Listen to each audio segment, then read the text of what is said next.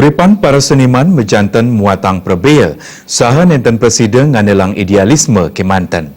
Nanging akeh taler seniman sani nelebang widang seni Kemanten.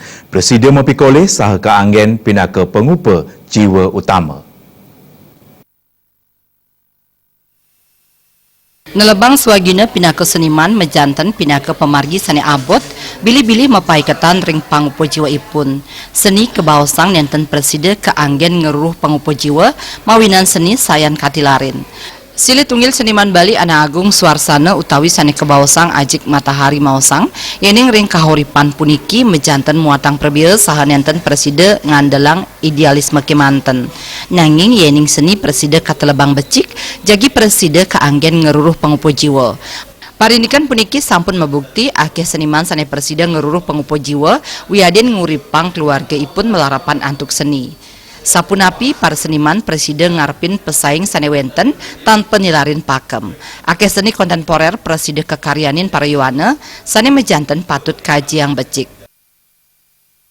Gitu kalau masalah seniman sekarang dalam konteks sekarang zaman order baru artinya zaman sekarang yang saya lihat dan saya pantau, nah itu istilahnya seniman itu bergelut sekarang untuk menghidupi keluarga atau yang lain, dia bergelut di pariwisata untuk mendukung sebagai seniman dan sebagai memberikan sesuatu nafkah kepada keluarga.